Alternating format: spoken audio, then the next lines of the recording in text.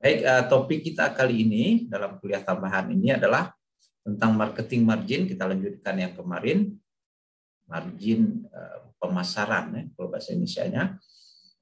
Artinya kita sekarang ini sedang berbicara di wilayah hasil, bukan lagi wilayah produksi. Kemarin itu kan bagaimana memproduksi, mengeksplorasi, menangkap ikan, menghasilkan untuk dijual.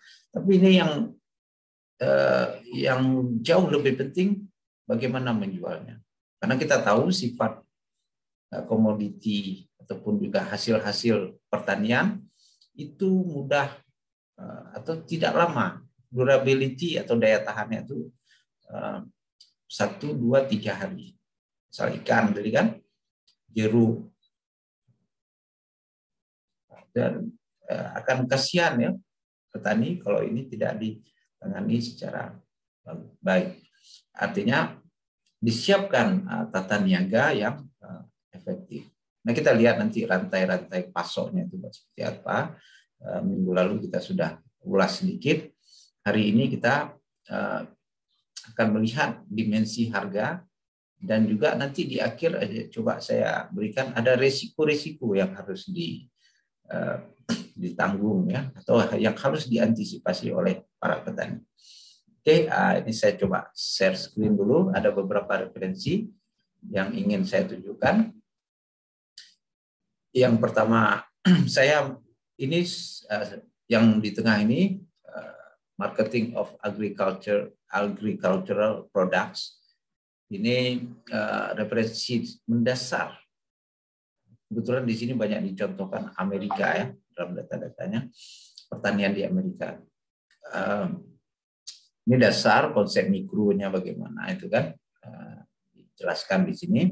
Nah, ini coba saya masuk dalam topik marketing margin dan farmer share. Farmer share ini berapa share yang diperoleh petani, itu kita bisa hitung nanti. Kemudian ada buku ini, buku terkenal sudah kebetulan edisi pada saya edisi lama, edisi tahun 1985, edisi ke-7 ya.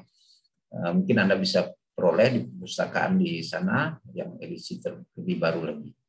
Nah, marketing margin terutama farmer share itu konsep dasarnya banyak diulas di sini beserta contoh. Kemudian ini global, ini buku saku ya, Global Agricultural Market.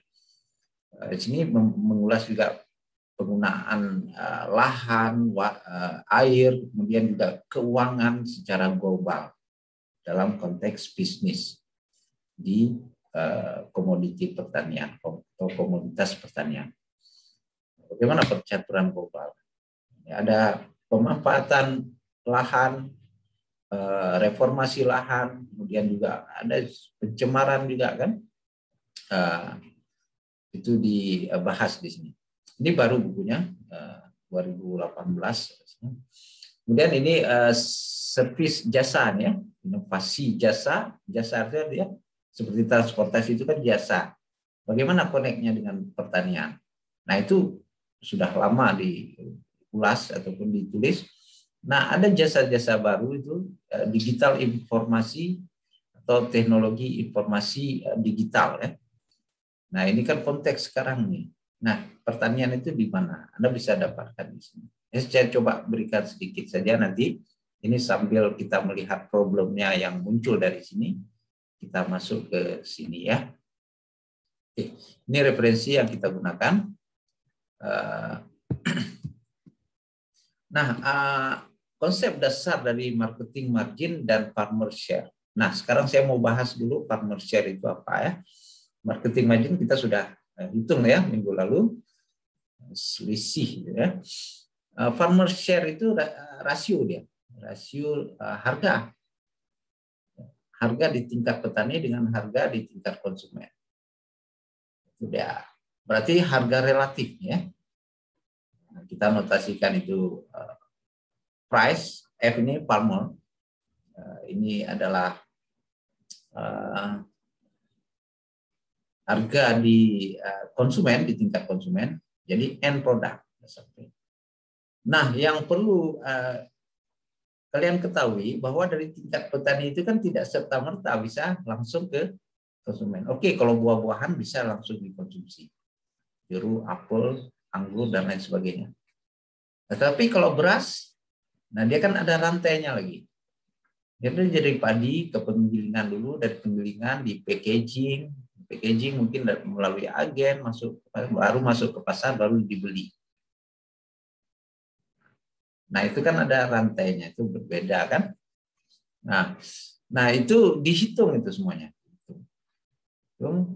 Dan secara relatif berapa selisihnya.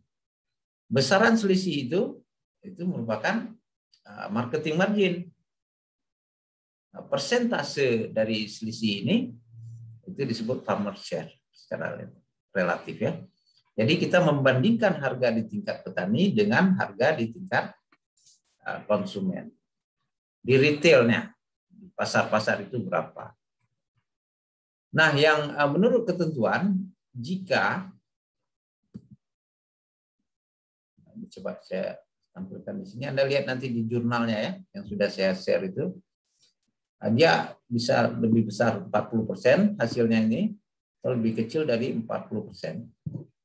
Nah, kalau dia lebih besar dari 40% ini bagus komersialnya. Tapi kalau lebih kecil dari 40% artinya harus ditingkatkan lagi. Kurang menguntungkan bagi petani. Di sini ada juga masuk komponen biaya dan segala macam. Macam-macam orang menghitungnya. Anda bisa lihat di jurnal itu. Nah itu dia. Jadi kriterianya itu, ini dia ya. Lebih besar 40% atau lebih kecil dari 40%. Kriteria keputusannya. Jadi kalau dapatnya lebih dari 40%, nah itu sudah bagus nilai di tingkat petani. Ya, ada pertanyaan sebelum saya lanjut? Saya lanjut ya. Nah, ini beberapa faktor yang mempengaruhi farmer share. Jadi share atau bagian yang diperoleh oleh petani ini ada beberapa faktor. Pertama, seperti saya katakan tadi, di tingkat misalnya produk pertanian atau komoditas pertanian itu yang bisa langsung diproses, itu bisa langsung dari petani langsung ke konsumen akhir. Atau ke agen dulu, baru ke konsumen akhir atau di pasar ya, retail. Tapi bagaimana jika yang ada proses, maka kita harus hitung juga biaya pemrosesannya. Nah, biaya pemrosesan itu, seperti Anda lihat ini,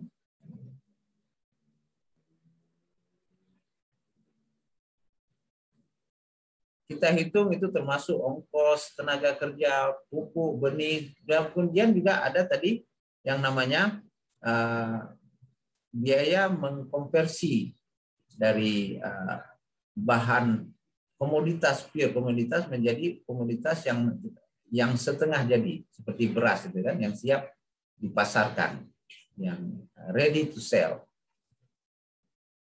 Nah ini mempengaruhi besarnya farmer share. Kemudian apalagi transportasi dari kebun ataupun dari lahan pertanian itu ongkos dia sampai ke sana. Kemudian daya tahan, durability dari produk. Kita notasikan di berapa lama dia tahan. Itu mempengaruhi farmer share. Karena semakin lama, hari pertama mungkin harganya tinggi, hari kedua udah kita turunkan lagi. Petani turunkan supaya laku. Hari ketiga sudah mulai layu. Nah, itu udah obral.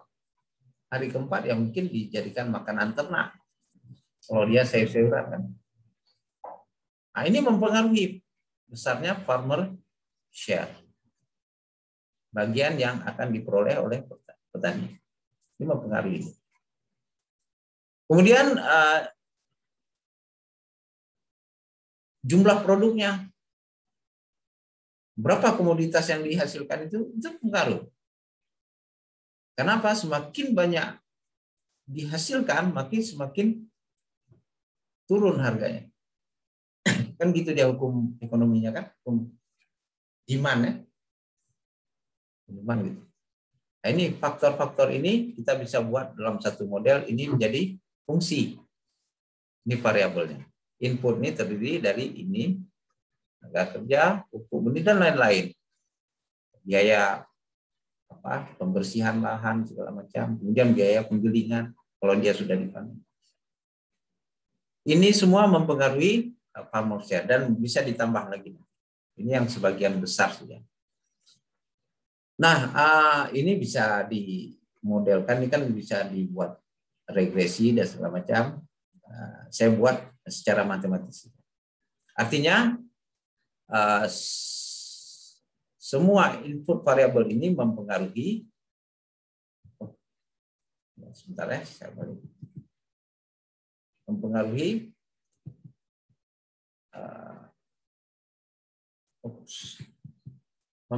farmer share.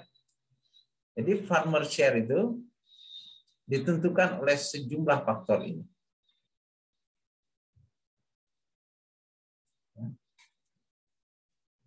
Ini dia beberapa faktor.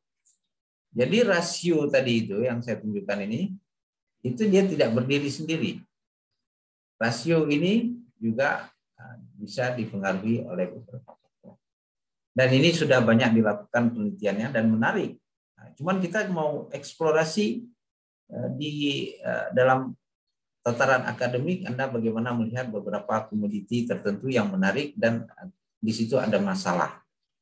Nah, ini salah satu peralatan, ini indeks ya, angka indeks yang bisa dipakai untuk mengukur sejauh mana performance dari ataupun kinerja dari petani. Oke, ada pertanyaan? Oke, coba kita lihat sekarang rantai pasok itu bagaimana. Karena kita ada petani di sini kan. Nah, petani bisa langsung menjualnya. Ini yang pertama. Yang kedua, petani bisa langsung ke pengecer, retail.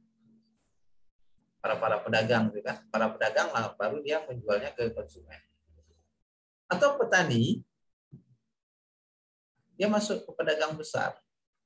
Pedagang besar menjual ke pengecer. Pengecer baru mendistribusikan, memasarkannya, menjualnya ke konsumen. Nah, ada skenario berikutnya, ada agen penjual. Saya seperti ini. Agen penjual mengecer langsung ke konsumen. Nah, dari agen penjual ini bisa juga langsung dia ke konsumen. Atau agen penjual ini bisa menjualnya ke pengecer dulu. Pengecer, kemudian baru konsumen. Nah, ini beberapa skenario yang terjadi di dalam petani. Yang mana yang paling efisien ini? Kita tidak bisa jawab secara pasti kalau kita tidak melakukan penelitian ataupun mengumpul data. Apakah yang semakin banyak rantai pasok ini semakin tidak efisien? Belum tentu. Dalam konsep marketing, ini belum tentu. Ya katakanlah saya kasih ini ilustrasi. Kalau petani ini menghasilkan satu panen dalam waktu beberapa hari, kemudian menumpuknya di rumah, dengan dia menjual kepada pedagang besar ini bisa langsung diborong. Hasil panennya seluruhnya diborong. Kan begitu. Tapi kalau petani langsung ke konsumen ini kan tidak langsung bisa habis. Sementara kendalanya dalam pertanian itu komoditas ataupun barang-barangnya mudah cepat busuk ya, cepat rusak. Dan tentu harganya akan turun. Nah, di sini tentu kita dapat katakan ini efisien. Nah, tentu kita harus mempertimbangkan faktor-faktor durability tadi, daya tahan, kemudian juga kuantitas hasil panen yang diperoleh petani itu bagaimana? Atau bisa seperti ini pada agen. Nah, biasanya dari petani pedagang besarnya harganya lebih bagus, tapi kalau melalui agen dulu ini agak lebih. Nah, apakah semua ini yang paling efisien itu ini atau ini? Belum tentu juga. Kita lihat. Nah, lain komoditas lainnya. Maka itu untuk menjawab persoalan-persoalan seperti ini, kita harus melakukan mapping. Nah, ini namanya mapping kita kan. Kasus apa nanti? Jambu. Karena ada saya kasih artikelnya. Itu dikelola oleh perusahaan ya. Perusahaan agribisnis ya, perusahaan tani. Apa tadi saya mau sampaikan? Tergantung pada karakteristik dari komoditasnya. Nah, kalau beras itu berbeda lagi. Perlu peran pemerintah lagi di situ. Karena sifat dari produknya itu menyangkut hajat hidup orang banyak. Perlu sektor luar negeri juga. Ya. Sampai di sini ada yang mau ditanyakan? Sebelum saya lanjut. Oke, ini bisa kita ilustrasikan dalam satu market. Market di dalam konsep mikro ya. Saya coba tunjukkan di sini.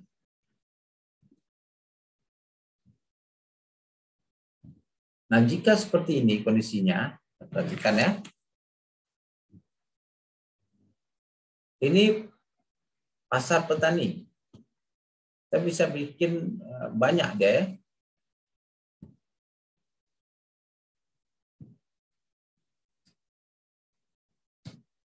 Ini tentu kuantitas ya, komoditas hasil panennya. Ini harga.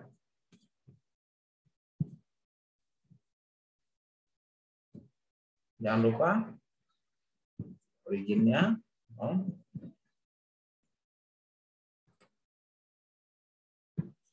Nah, tentu supply, ini kan ada supply.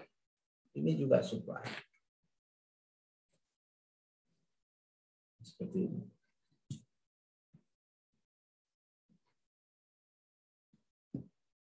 Ini di tingkat petani. Kita berikan notasi dia F petani. Ini agen. Ini pedagang besar. Ini pedagang pengecer retail. Ini pasar konsumen akhir.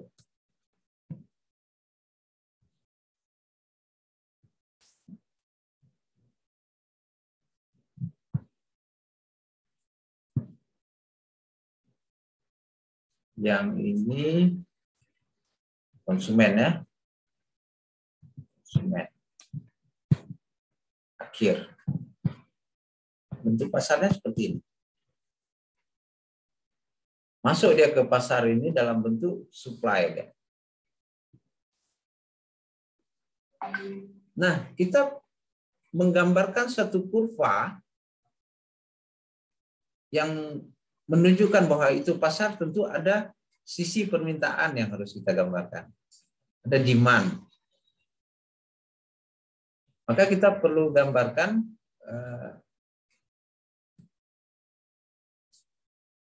permintaan. Ini pasar petani ya. Pasar di tingkat petani. Pasar di tingkat petani, demand di sini merupakan supply di tingkat agen. Ada. Ini wholesaler, ini retailer. Di tingkat agen, yang menjadi konsumennya adalah wholesaler ini. Yang ini ya. Ini menjadi demand-nya.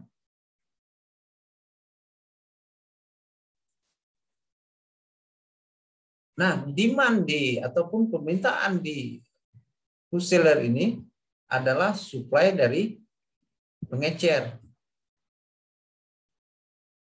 Nah, berarti kalau kita notasikan ini demand dari A, ini dari wholesaler, dan ini dari retailer.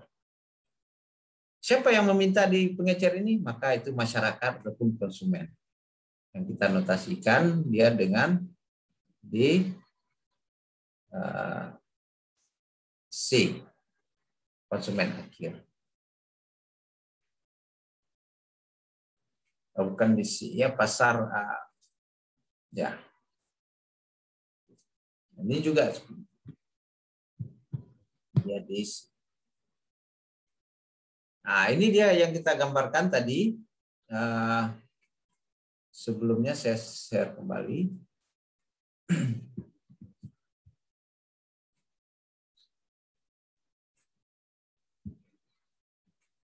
Oke. Nah, ini yang kita namakan dari rantai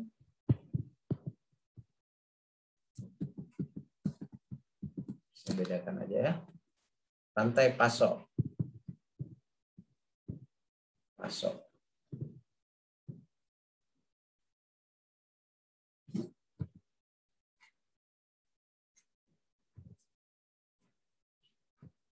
Atau supply chain. Rantai itu bahasa Inggrisnya chain ya. Ini sih ya supply chain. Bagaimana bentuk yang efisien? Dan seperti yang saya katakan tadi, bisa saja dari agen ini langsung dia ke konsumen akhir. Nah, jadi kita menggambarkan supply itu terdiri dari supply demand atau pasar-pasar yang di dalamnya itu terdiri dari beberapa pasar ya. Pasar A, pasar F, pasar agen, pasar pedagang besar, dan pasar retail yang langsung kepada menjadi pengecer ya. Pengecer kepada konsumen ya, konsumen akhir yang bisa dikonsumsi langsung. Nah, ini dia konsep dari supply chain. Nah, yang menjadi concern kita adalah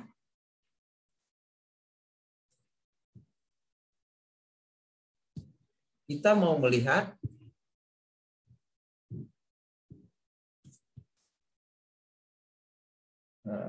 katakanlah ini tadi supply demand. Yang mau kita lihat adalah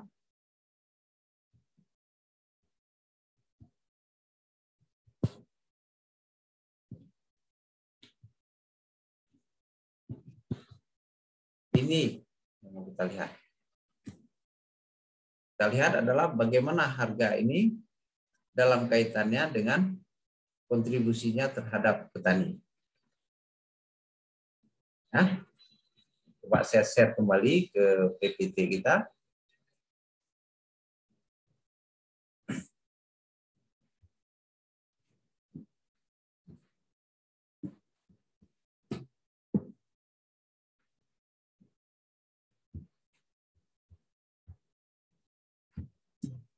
Nah, ini dia. Saya gambarkan tadi dalam bentuk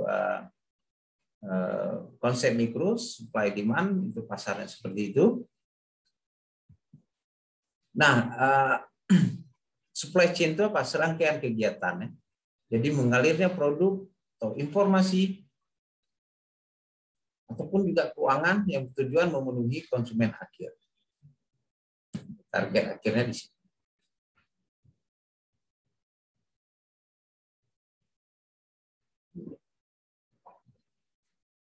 Jadi aktivitas ini mengalir aliran produk.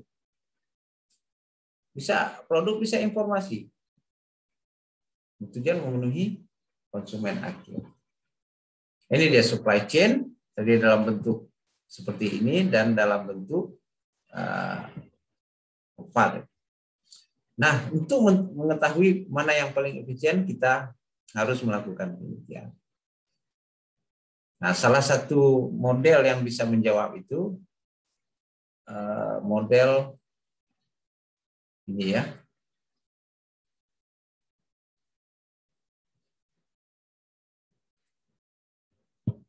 Model stochastic frontier. Itu salah satu bisa menjawab seberapa efisien atau juga DEA. Ini juga bisa. Nah, efisiensi Anda bisa ukur pakai itu. Nanti ini Anda belajar di ekonometrika ya. Oke, ada pertanyaan jauh ini? Oke, kita lanjut ya. Kita lihat marketing margin itu di mana duduknya. Ini yang dari banyak pasar itu coba saya sederhanakan. Ini pasar di tingkat petani. Ada supply, SF, supply of farmer. Ada permintaan di tingkat petani ini. Anda perhatikan di sini harganya lebih rendah kan? Nah, ini langsung ke konsumen akhir. Nah, katakanlah petani. Ini pasar di konsumen akhir. Harganya lebih tinggi. Berarti ada agen di sini ya. Dan di mana konsep marketing margin itu? Nah, kalau kurva ini saya gabungkan, saya rapatkan kemari, itu seperti ini gambarnya.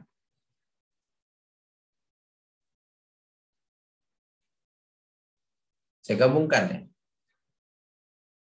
Maka dengan mudah kita bisa melihat selisih harga di retail, ini terbalik ya, retailnya lebih tinggi di atas dan petaninya di bawah. Ya, saya perbaiki dulu. Biar jangan keliru, gagal paham nanti ya.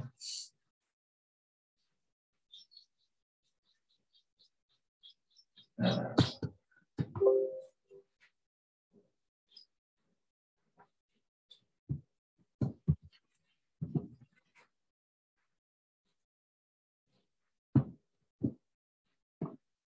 Oke.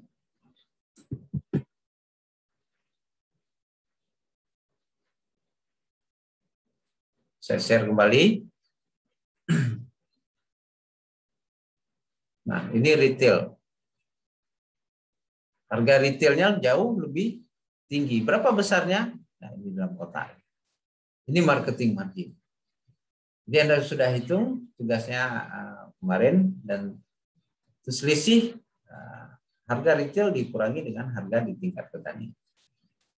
Nah, bagaimana perkembangannya setiap periode, setiap bulannya, setiap tahunnya, Anda bisa hitung. Nah, itu akan kita menjadi proyek akhir dari kepada Anda, itu Anda kerjakan. Ya. Nah, ini kuantitas produknya ya. Nah,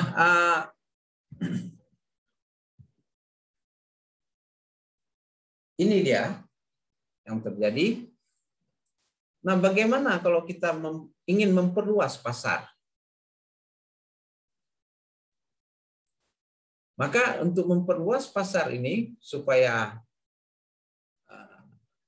mendorong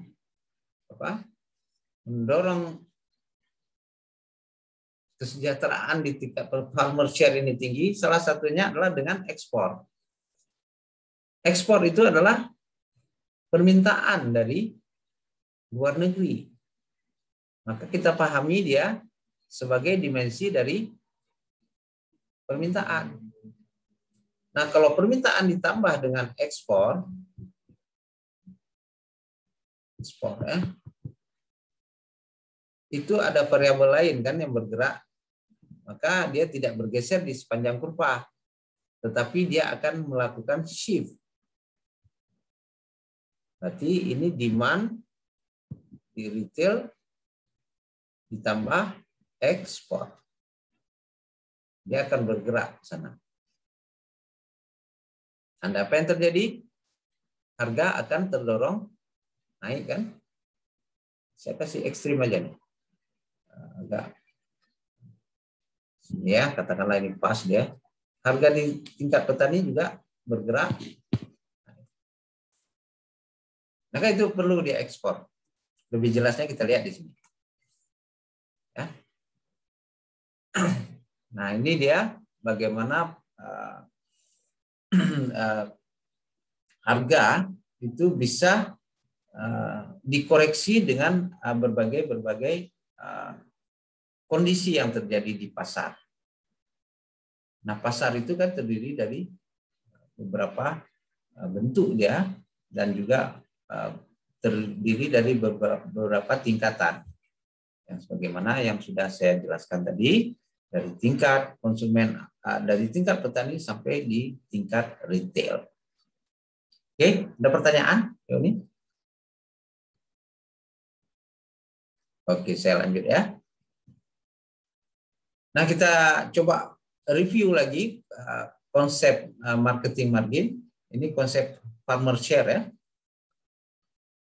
Jadi farmer share di sini itu adalah rasio dari harga petani dibandingkan dengan harga retail dikali 100. Jadi kalau kita tulis ulang, farmer share sama dengan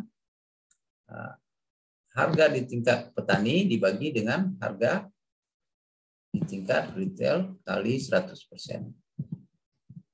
Kita dapat. Jadi supaya dia meningkat, farmer share ini meningkat, tidak lain kita harus meningkatkan harga di atas. Dan kita harus mengendalikan harga di bawah. Kan gitu dia konsep pembagian pembilang dan penyumbung. Kalau harga di atas ini relatif stabil, harga di bawah turun, maka farmer share naik. Kalau harga di tingkat petani ini naik dan juga harga di tingkat retail ini naik, tapi proporsinya sama kenaikannya. Sama-sama naik, katakanlah 2%, meningkat 2%. Maka farmer share tidak mengalami perubahan. Oleh karena itu peran ekspor ini penting. Perluasan pasar. Ada variabel lain yang bisa mengkoreksi, memperbaiki farmer share. Ya. Oke, kita masuk sekarang marketing margin. Yang berbeda dengan farmer share, marketing margin itu selisih, difference. Difference between cost seller, bisa dari cost kita lihatnya dari biaya, bisa juga dari harga ya. Nah, ini dia selisih berarti pengurangan harga di tingkat eceran retail atau di tingkat petani. Simple saja. Tapi bagaimana menganalisisnya itu yang penting nanti kan. Nah, coba kita lihat pengalaman di Amerika. Ini saya kutip ya dari Marketing Agricultural Product, Hall dan Wool tadi. Nah, Anda perhatikan di sini di tingkat petani,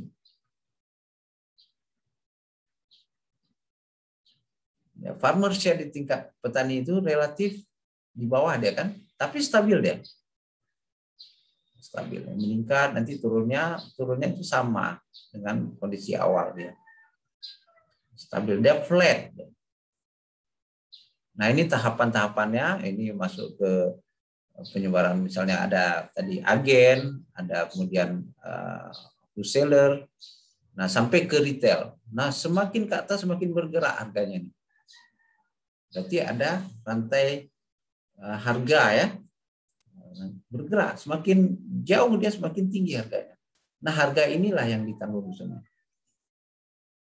Nah, coba kita perhatikan dalam periode yang sama nih, coba Anda perhatikan di sini ya. Perhatikan kenaikan dari peningkatan farmer share itu tidak lama. Sedangkan di tingkat retail itu terus dia tuh. Nah, ini sudah turun dia kan. Nah, ini yang perlu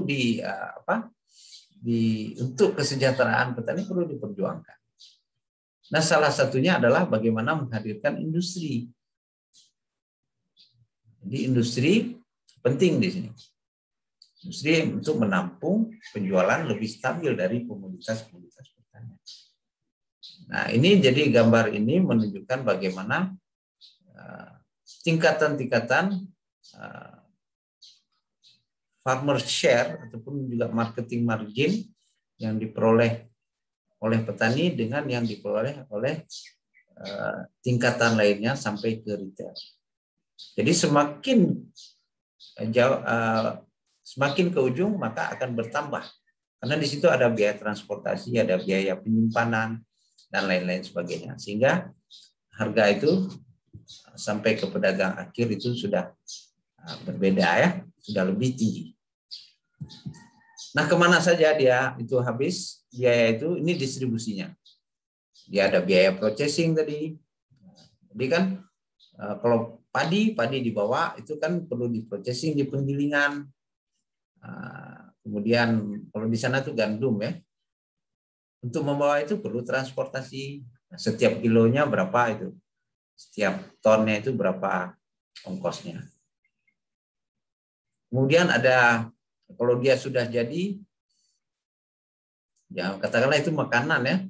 Makanan dia perlu disimpan. Penyimpanannya, penggudangannya di mana? Kemudian wholesalingnya, ini pedagang besarnya itu 11%, untuk biaya penggudangannya itu 19%. Yang paling besar itu purchasing biaya pemrosesan. Nah, ini di level industri. Oke. Ya. Ya, Anda bisa nanti lihat lagi. Kemudian marketing margin. Nah, marketing margin kita bisa juga lihat selisihnya antara di tingkat petani dan di tingkat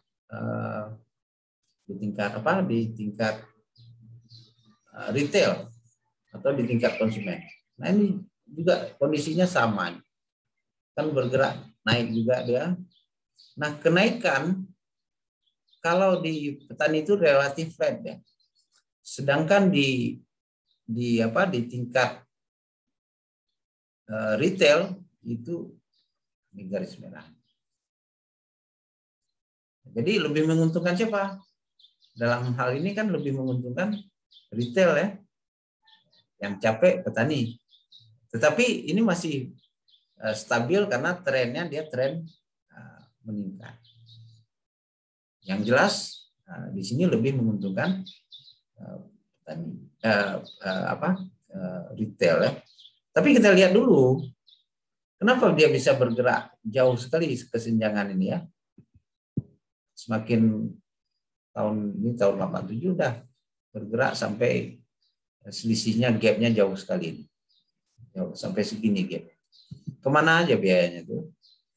Oh, ternyata kenaikan itu tentu ada processing tadi. Processing itu kan perlu energi, perlu minyak, BBM, dan segala macam. Nah, kemudian kalau penggilingan padi itu kan perlu lahan, pabrik, ya, sewa, ya kan. Kemudian ada nilai depresiasi. Nilai padi yang kita beli hari ini mungkin besok sudah bukan sekilo lagi atau sudah kurang dia karena rendemen ada kadar airnya itu kan makin lama makin kering. Yang kita beli kemarin sekilo mungkin sudah tinggal berkurang dia 1 on atau apa ya, berapa gram, karena dia semakin lama semakin kering. Itu dia depresiasi ya. Kemudian perlu juga iklan dalam marketing itu. Perlu iklan.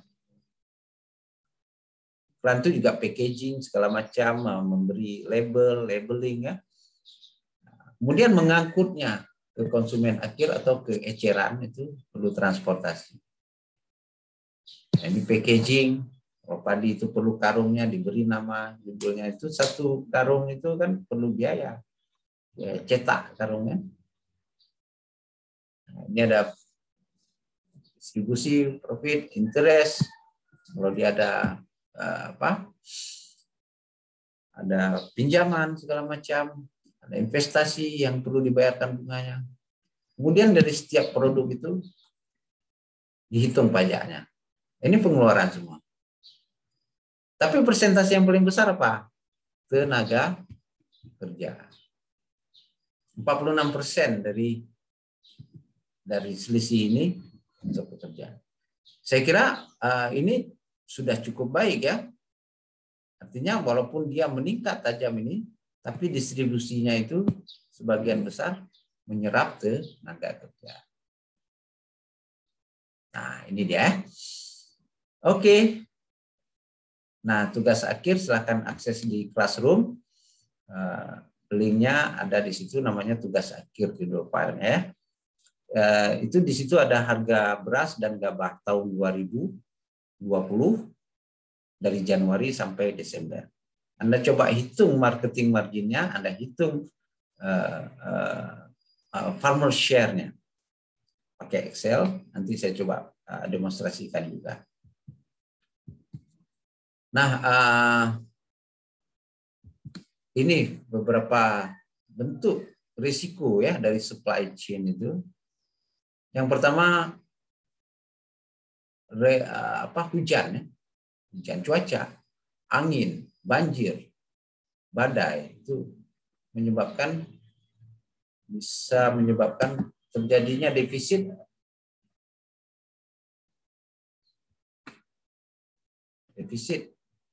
atau juga ekses. Kalau sebaliknya itu tidak, ini panen raya, ekses, harga turun. Kemana didistribusi? Perlu strategi. Kemudian ada hama, ini risiko, penyakit, pencemaran, dan juga keamanan dari makanan. Nah, ini Anda bisa lihat nanti. Kemudian perubahan-perubahan di demand tadi. Permintaan itu kan perilaku konsumen yang kita coba pahami, kita coba dalami. Nah, perluasan pasar penting. Jadi perubahan permintaan melalui ekspor, permintaan dari luar negeri itu penting juga dilakukan dalam menjaga kondisi supply. Kemudian infrastruktur di sini ini juga penting ya. Dari satu lokasi ke lokasi lainnya. Dari harga yang rendah ke lokasi harga yang relatif bagus. Itu perlu koneksinya. Kalau nggak ada itu ya susah. Seperti saya contohkan misalnya ada panen cabai merah yang harganya 100.000, tetapi karena dia tidak bisa bawa turun dari gunung itu, karena tidak ada, harus pakai susah menurunkannya, maka cabai itu jadi tidak bisa masuk, tidak bisa mengakses pasar. Kemudian poor management, ini manajemen juga penting ya. Quality control banyak nih. Planning, perencanaan. Jadi manajemen yang efektif ya bisa membuat rantai supply itu jadi efisien. Ini peran pemerintah dalam melahirkan kebijakan. Situasi politik. Ya. Nah, ini beberapa risiko yang harus diantisipasi. Dan ini juga mempengaruhi marketing margin dan farmer share. Ya. Saya share berikutnya ini. Saya coba share ini ya. Sesi akhir saya coba kita hitung marketing margin dan farmer share dari gabah. Gabah itu apa istilah lainnya? Padi ya. Ini data BPS dari tahun 2000 sampai tahun 2020. Nah, ini harga tahunan. Nah, farmer share tadi apa formulanya? Sama dengan harga di tingkat petani. Nah, ini harga di tingkat petani. Kita bagikan dengan harga di tingkat penggilingan. Nah, ini kita simpel. Nanti ada lagi konsumen kan? Ini coba kita hitung sampai penggilingan saja. Kita kali 100 ya gitu kan. Sederhana sekali. Oke. Hasilnya seperti ini. Kita bisa copy saja sampai ke bawah ya. Simple. Kita peroleh dia ya. Oke. Nah, ini coba saya manual saja supaya Anda bisa lihat prosesnya. Berarti ini kualitas gabah kering ya. Gabah kering giling.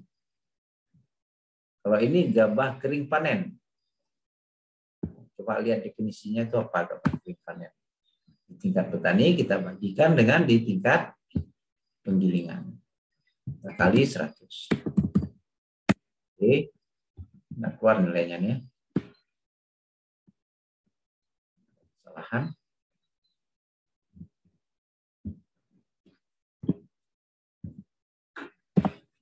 Gabah kering panen dibagi dengan gabah kering panen. Oke, 100. Oke, dapat ini. Kita copy saja, kita tarik sampai ke bawah. Setelah sudah dapat, terlalu banyak ini desimalnya, kita sederhanakan aja. Jadi 2 digit aja ya desimalnya.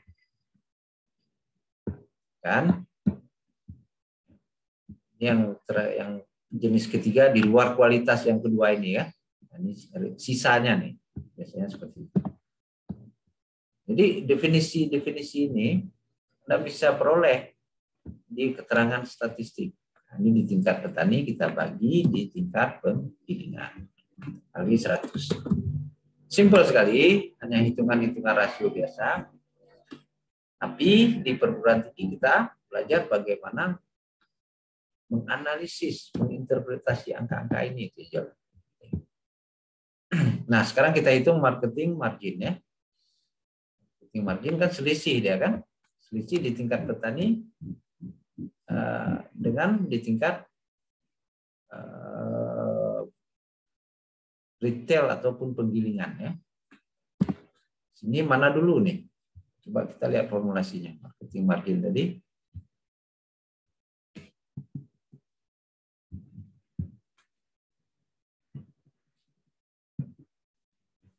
Oke.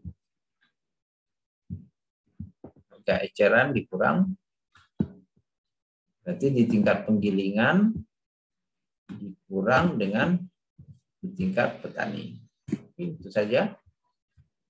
Kita bisa copy. Bisa buat manual. Kemudian yang di retail, di tingkat penggilingan gabah kering panen dikurang dengan yang terakhir buat kualitas dikurang yang di tingkat petani. Bisa jadi ya semuanya.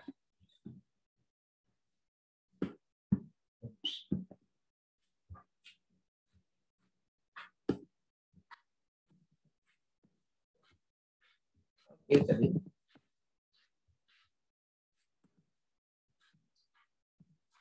Copy ke bawah. Hampir selesai. Nah, sampai 2 menit ya, udah selesai kita hitung ini. Ini saya ambil di BPS datanya, Anda bisa akses nanti di BPS. Tapi saya sudah downloadkan yang di data di pertanian ya. Nah, itu sumbernya dari BPS juga. Nah, kita sudah peroleh hasil perhitungannya. Kita bisa gambarkan dalam bentuk kurva semua ini. Kita coba blok tiga-tiganya ini. Ini kita buat kurva farmer share dulu ya. Farmer share-nya seperti ini dia. Kan kita edit sedikit. Saya di sini ya.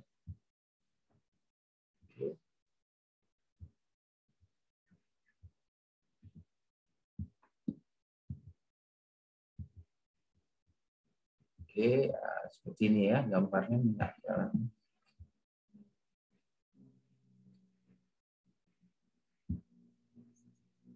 Coba saya save as dulu. Saya tingkatkan versinya ya, ke versi lamanya.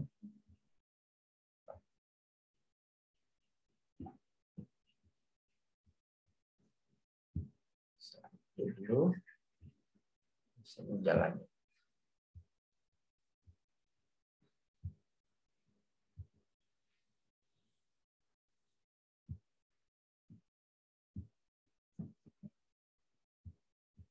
Oke, ini farmer share. Kita ketik aja ya.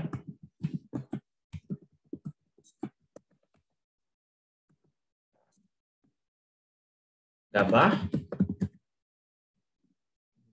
2000 sampai 2020. Ya. Kemudian coba kita buat kurva marketing marginnya.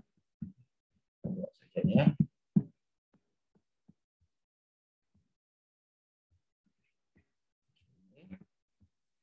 Nah, ini dia marketing margin.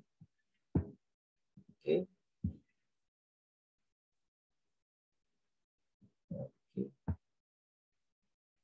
Oke, kenapa tidak bisa ya? Oh, dia minta Microsoft 2016 ya.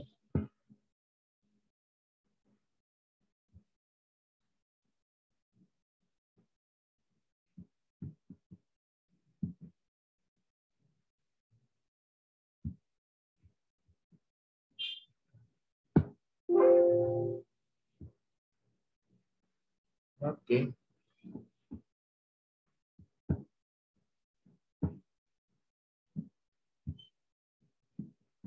Marketing margin ya.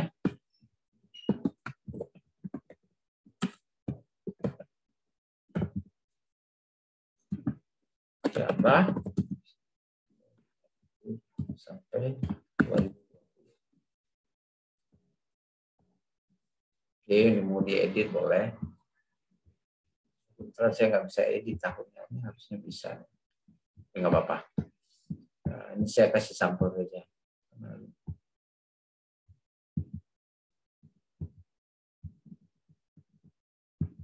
Oke, kita pakai aja gambar ini. Oke, saya buka sekarang Microsoft Word-nya ya.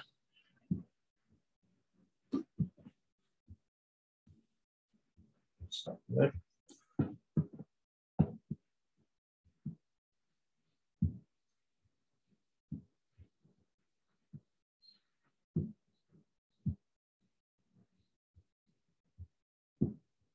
Oke, nanti Anda buat marginnya ini. Setup-nya dulu ya. Marginnya 2,54. Ini 3 saja. Ya. Oh ya, 2,5 nggak salah saya. Saya buatkan di situ ya. Nah, atasnya 3 ya. Di topnya 3 nih. Atasnya 3. Kirinya 3.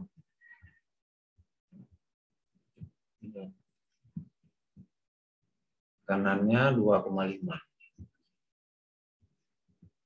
Oke, Anda kerjakan papernya, kertasnya A4. Ya. Sudah oke. Nah, ini coba membuatkan nanti di sini ada latar belakangnya. Bebas saja mau latar belakang.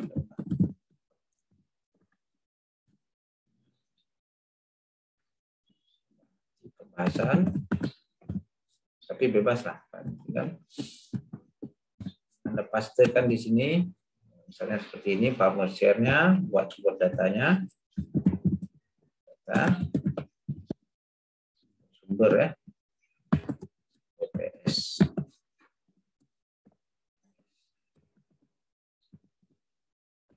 Satu ya. Oke. Kita buat formulasinya juga boleh, formulasi partnership-nya. Anda bikin analisa sedikit di sini. Misalnya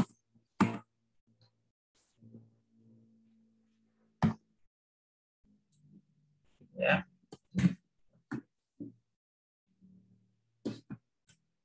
Grafik di atas kan. Atas kelihatan.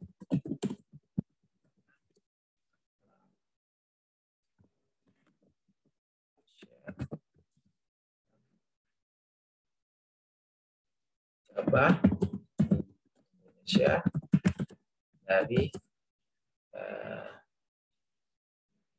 3 klasifikasi kan.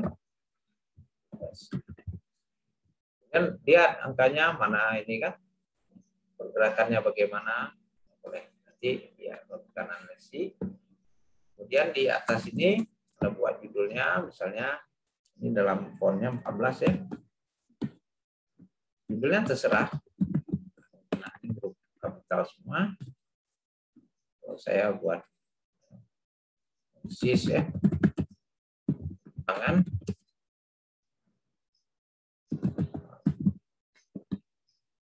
Share. Ini margin di Indonesia. Gapah ya. Indonesia tahun 2000 sampai 2020.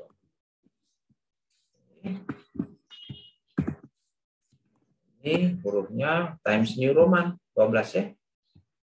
Kalau judul 14. Kan? Dan kalau tulisan ini Times New Roman juga. Mungkin satu huruf nomor lah, langsung aja. Salah.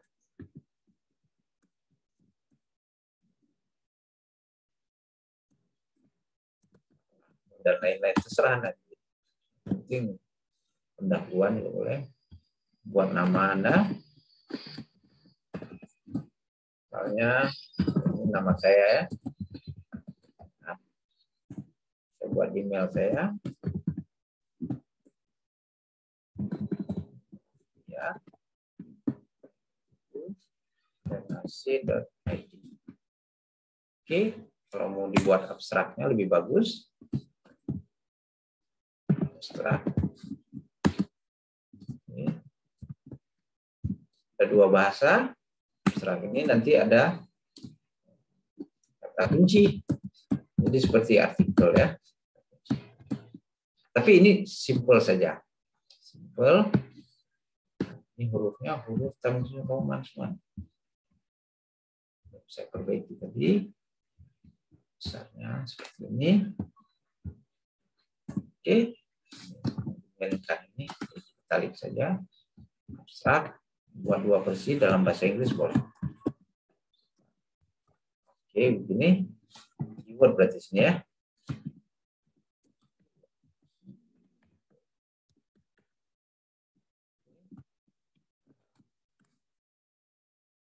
Berapa kata nih ya? Kalau abstrak itu 200 kata lah boleh ya.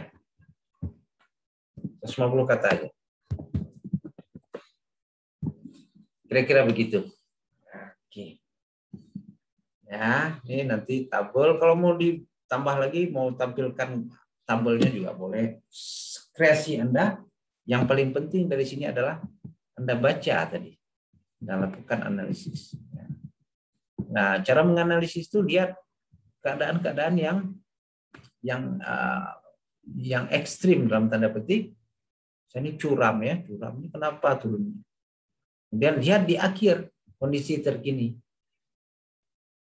Dan lihat kondisi yang ekstrim dalam tanda petik. Ya.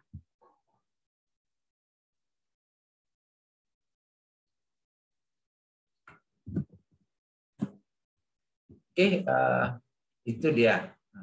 Ini juga Times New Roman ya semuanya. Bisa ini tadi. Fontnya 12 kalau dalam body tulisan. Oke, buat sebagus mungkin.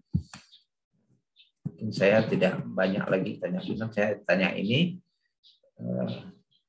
dan lain konsep-konsep karena kita perlu implementasi ya. Saya kira demikian presentasi dari saya. Ini kuliah. Ada yang mau ditanyakan terkait dengan tugas ataupun presentasi tadi kuliah? Dan Nafsiah, Fajri, Saidah, Juli, ada yang mau ditanyakan? Saya kira jelas ya. Cukup, Pak. Alhamdulillah, mudah-mudahan bisa dikerjakan, nikmati. Jadi harus menyenangkan dan juga ikhlas ya. Ikhlas, mudah-mudahan itu berkah deh, berkah ilmunya dan bermanfaat bagi Anda. Demikian kuliah. Terima kasih telah bergabung dalam kuliah tambahan ini. Selamat berlibur akhir pekan. Mudah-mudahan insya Allah kita berjumpa lagi di hari Selasa nantinya ya. Kalau tidak saya mungkin Pak Syahril akan masuk. Wabillahi taufiq wal hidayah. Assalamualaikum warahmatullahi wabarakatuh. Waalaikumsalam warahmatullahi wabarakatuh. Terima kasih, Pak. Ya, sama-sama. Oke, ya. Oh ya, saya foto dulu ya sebentar ya.